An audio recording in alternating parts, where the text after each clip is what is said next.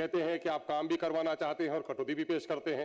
तो हमने अक्सर सदन में कहा है कि हुकूमत की हैसियत सरकार की खूबसूरत दुल्हन की तरह होती है और अपोजिशन के लोग आईना की तरह। क्या होगा सर, सिंदूर का श्रृंगार बिगड़ जाएगा और मांग का निखार बिगड़ जाएगा। इसलिए सरकार को संवरने के लिए हम आईना दिखा रहे हैं। बजट मैनेजमेंट जो इनका फाइनेंशियल मैनेजमेंट है वो कहीं से दुरुस्त नहीं है, उसमें काफी कमी है। जनता की गाड़ी कमाई के पैसे हैं, हमें बिहार बनाना है, लेकिन इस सरकार ने बिहार नहीं बनाया। इस सरकार ने पुनः अपनी सरकार बनाई के खातिर इन्होंने गलत तरीके से पैसे का बंदरबाट कर दिया। बाजार में हमारे सर मंदिर और मस्जिद है, उसके दरमियान में सर देह व्यापार का काम चल रहा है। सर क्या कराना चाहिए सरकार? महिला को पढ़ाएंगे, महिला सड़क पर नहीं चल पा रही है सर, इसलिए इन देह व्यापार।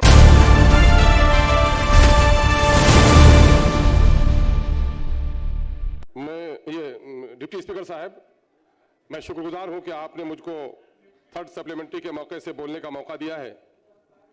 मैं समाज कल्याण पर भी अपनी बातों को रखूंगा, लेकिन 2-3 बातें मैं इशारतन कहना चाहता हूं।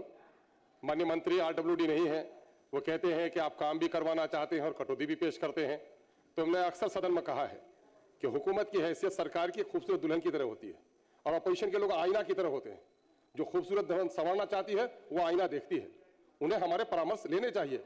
अगर आईना न दिखेगी तो क्या होगा सर, सिंदूर का श्रृंगार बिगड़ जाएगा और मांग का निखार बिगड़ जाएगा। इसलिए सरकार को संवरने के लिए हम आईना दिखा रहे हैं। सर मामला यह है सर कि मैं समझता हूं आजादी के बाद पहली बार ऐसा है कि इस सरकार को गुज़िश्ता 2025-26 के बजट में इनको सबसे अधिक राशि की मांग करनी पड़ी और सबसे बड़ी मांग है महोदय, लगभग 50%। इनका बजट आकार 3,17,000 करोड़ का था और अगर इनके अनुपूरक बजट पहले को देखा 54,000 करोड़, दूसरा सप्लीमेंट्री इनका है सेकंड सप्लीमेंट्री 91,000 करोड़ का और तीसरा अभी मांग रहे हैं 12,165 करोड़, यानी 1,58,000 करोड़ इनका सप्लीमेंट्री बजट है सर। तो बजट में बनाने में सर 10-20% का आगे पीछे हो सकता है। इसके माने ये है कि इनका बजट मैनेजमेंट जो इनका फाइनेंशियल मैनेजमेंट है वो कहीं से दुरुस्त नहीं है, उसमें काफी कमी है। महोदय 2 लाख करोड़ के बजट में राज्य चल रहा है, हर एक व्यक्ति 30,000 रुपए के कर्ज में आज के दिन में है। 94 लाख परिवार जिसकी आमदनी माननीय मुख्यमंत्री जी की ईमानदाराना कोशिश के नतीजे में जो जात पर आधारित गणना हुई, 94 लाख फैमिली सर वो 6,000 की आमदनी उसकी है सर, यानी एक फैमिली में 4.3 आदमी अगर हो जाए तो इसकी आमदनी 1,400 रुपया महीना है सर। लगभग 4.5 करोड़ बिहारी 1,400 रुपये महीने पे जी रहा है सर, फिर भी पीठ थपथपा रहे हैं। ईमानदारी की बात करते हैं तो पूरे देश में सबसे ज्यादा करप्शन यहां पर है।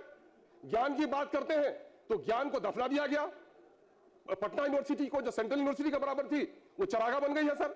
आप कहते हैं अभी जो एक रिपोर्ट आई है NIRF की सर, इंजीनियरिंग कॉलेज हमारा एक भी देश के मानक में 100 कॉलेज के अंदर में नहीं है और उसके मानक में कमी होने के नतीजे में विदेश में नौकरी पाने और मास्टर की डिग्री देने में उनको दिक्कत हो रही है सर। मैं समझता हूं कि इनका जो फाइनेंशियल मैनेजमेंट है वो कहीं ना कहीं से बड़ा खराब है, जिसकी वजह से नुकसान हुआ है सर। हम और आप उठे हैं यहाँ पर, देश की जनता की गाड़ी कमाई के पैसे हैं, हमें बिहार बनाना है, लेकिन इस सरकार ने बिहार नहीं बनाया।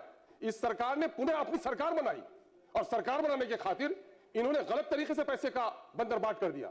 मैं ये नहीं कहूंगा कि गरीबों को सब्सिडी न दीजिए, लेकिन मैं कहता हूं आपने 10,000 रुपया दिया गरीब फैमिली को और मैं दावे के साथ कहता हूं मेरा रौटा वैसा में आज के दिन में पुल नहीं होने के नतीजे में महीने में उनको 2,000-2,500 रुपए सिर्फ नाव पर पार होने का देना पड़ रहा है। 12 महीने में 25,000 रुपए उसको देना पड़ रहे हैं और 10,000 रुपए देकर फिर थपथपा रहे हैं। महोदय ये कर क्या रहे हैं? आपने दिया गरीबों को बिजली दी आपने फ्री, मैं बिजली देने फ्री मना नहीं करता हूं, लेकिन उनके बच्चों को तालीम नहीं। आज हमारा सीमांचल में और पूरे राज्य में, जैसा कि कहा भी हमारे भाजपा के एक साथी ने भी, कि उनके गांव में हर एक परिवार में कैंसर की बीमारी है और कैंसर की बीमारी को आप राज्य आपदा या राष्ट्रीय आपदा मानिए और उसका मुफ्त इलाज कराइए। चलिए सर हमारे फ्लैट्स में सर, सीमांचल के सभी विधायक के फ्लैट में सर अगर 20 पेशेंट है सर तो उसमें 10 हमारा कैंसर का पेशेंट है सर। तो ये हालात हमारे हैं सर, वक्त हमारे पास नहीं है सर, मैं क्या आईना दिखाऊं। मामला ये है सर, ये समाज कल्याण का बजट सर। हमारे यहाँ रौटा में अमोर में 200 आंगनबाड़ी है सर और 200 आंगनबाड़ी 310 आंगनबाड़ी है और 200 में भवन नहीं है। और वही रौटा में 210 आंगनबाड़ी है, 120 में भवन नहीं है। बहुत सारी जगहों पर आंगनबाड़ी नहीं है और एक मैं बहुत दुख के साथ और तकलीफ के साथ मैं बात करूंगा नैतिकता की। सरकार चाहती है सर हमारे यहाँ बहादुरगंज में समय सर ऐसे NH पर सर देह व्यापार हो रहा है सर, बेटियां स्कूल नहीं जा पा रही है सर, महिला शर्म से सर ढाक लेती है सर।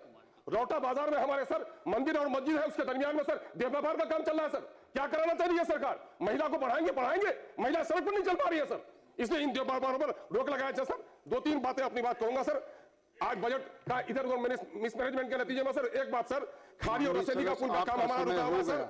कोच का परसरा सड़क 2017 से बंद पड़ा है सर। इलेक्शन बाइकआउट हुआ था सर। बकरा ब्रिज का काम रुका हुआ है सर। सिमलबारी ब्रिज रुका हुआ है सर। अब मंचकुड़ी में बाबुल टोला का पुल सर अप्रोच नहीं होने की वजह से कोचा नंबर सर जरा करा दिया जाए सर। बहुत बहुत शुक्रिया सर। माननीय